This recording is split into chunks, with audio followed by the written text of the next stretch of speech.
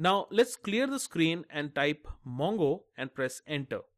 This will start the Mongo shell, an interactive interface to MongoDB. This is really based on the V8 engine just as Node.js is.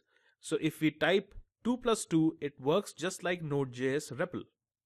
Also, if we type something like new date, it throws back today's date. Let's clear the screen by typing CLS and pressing enter. Now, to see a list of databases that we have, we'll type show DBS and press enter. This shows two databases, admin and local. To use a database, we have to use the use keyword.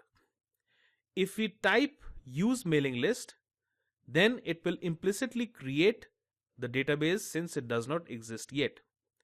If we type show collections, it doesn't return anything because we do not have any collections yet. Collections are like tables.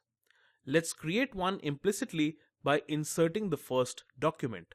We'll type db, which refers to the mailing list database, dot users, the name of the new collection, followed by a dot and insert. Within the insert method, we'll provide a JavaScript object with two key value pairs, a name and email like so.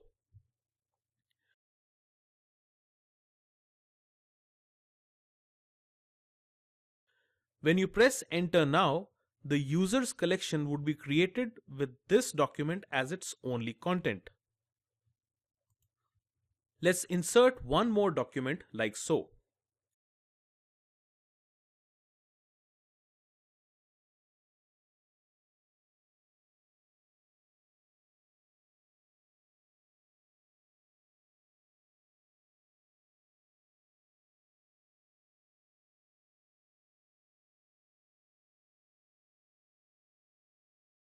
Now to view the contents of our collection, we'll use the db.users.find method. Notice the object ID key has been inserted automatically by MongoDB.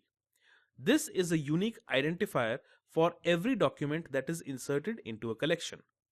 To print out a nicely formatted output, use the pretty method like so.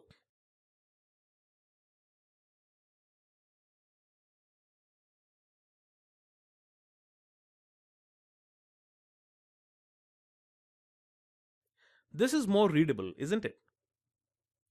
Next, let's insert another document. This time, we'll also insert the user's phone number in as the third key value pair.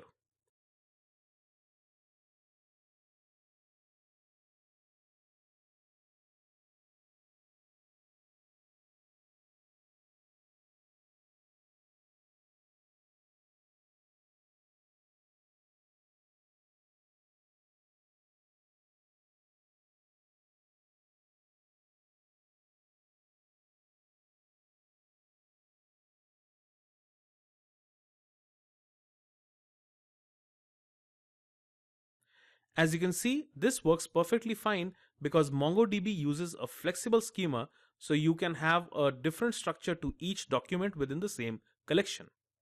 In something like MySQL, this is categorically not possible without altering the table to have a field for the phone number, for instance. No such problems with MongoDB. Now let's see how we can add a phone number to John Doe's document. To do that, we'll use db.users.update, and the first argument that we'll provide is an object that works like a where clause in SQL, and it finds the document where the updation needs to be done.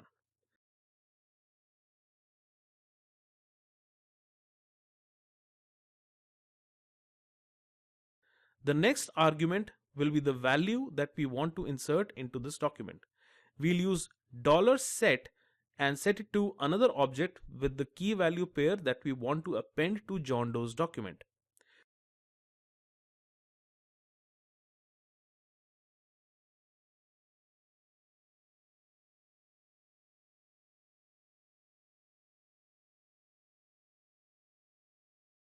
Finally, we'll set the third argument to the update method as another object which sets the property upsert to true.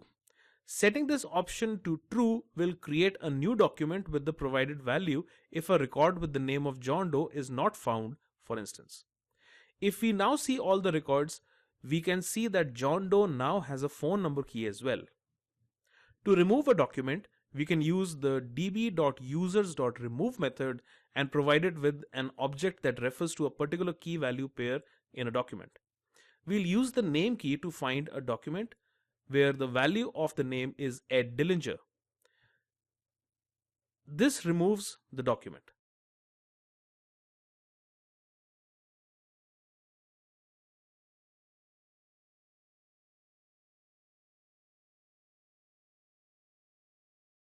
If we now type show DBS, you'll notice that we do have the mailing list database, and on typing show collections, we get to see our users collection, which we have been working on throughout this video. To remove this database, while we are still using it, just type db.dropDatabase, and this drops the database.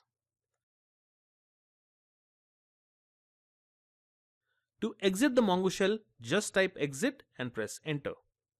So this was a quick run through MongoDB. My intent here was to give you a glimpse into how MongoDB works. As mentioned earlier, practically speaking, we will not use a locally installed database, but rather a hosted database on mongolab.com. So let's jump right into a practical project now.